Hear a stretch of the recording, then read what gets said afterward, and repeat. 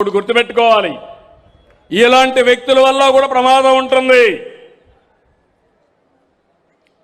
అధికారంలో ఉంటే విధ్వంసం చేశాడు, అపోజిషన్లో ఉంటే బెదిరిస్తున్నాడు. బెదిరించి ఎవరిని రానియకుండా నేను వస్తే మళ్ళా ఎంక్వైరీ చేస్తా, నిన్ను పట్టుకొస్తా. ఏంటి పట్టుకొచ్చేది? ఎక్కడికి పట్టుకొస్తా?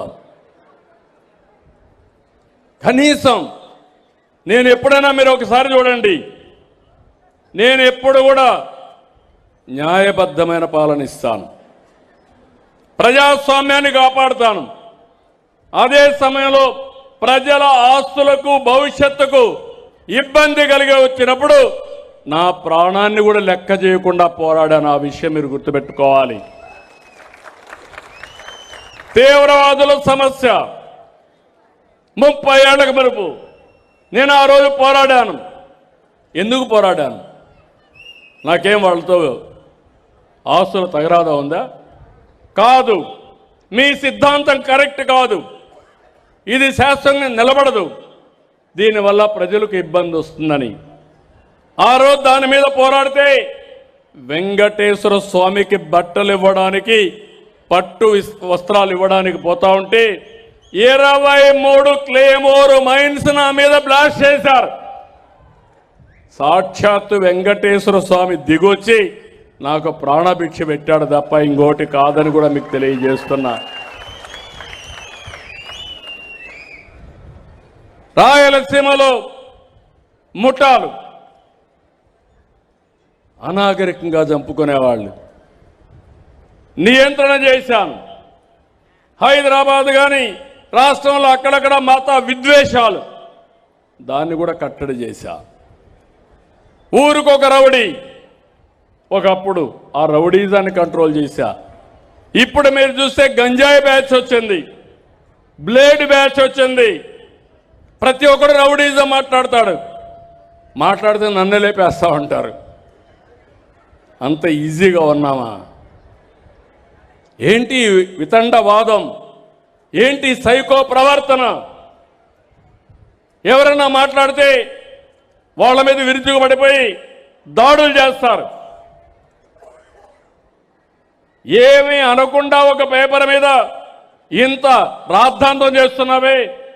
నీ పేపర్ కానీ మీ నాయకులు కానీ ఆడబిడ్డల్ని ఎంత వేధించారు, ఎంత మానసికంగా దెబ్బతీశారు, సమాధానం చెప్పే పరిస్థితి ఈ సైకో పార్టీకి ఉందా అని మిమ్మల్ని అడుగుతున్నా.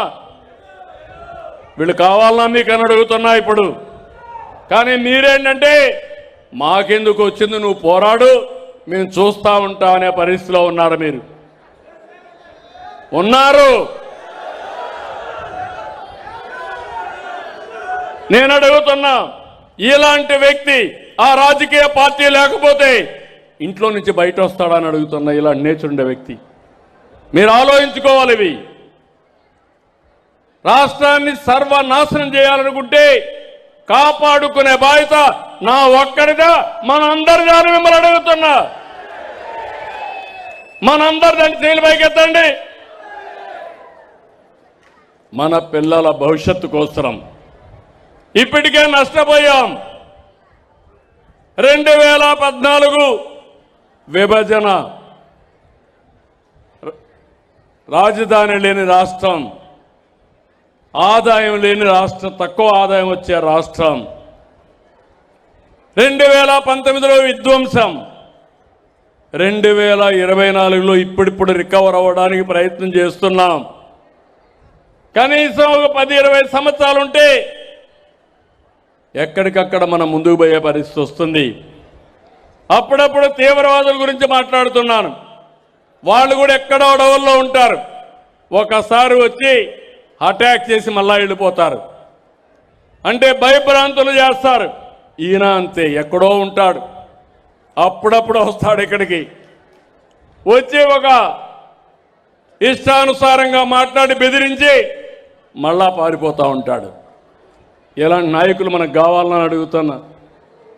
సమస్యల పైన చెప్పండి, నేను పోరాడతా.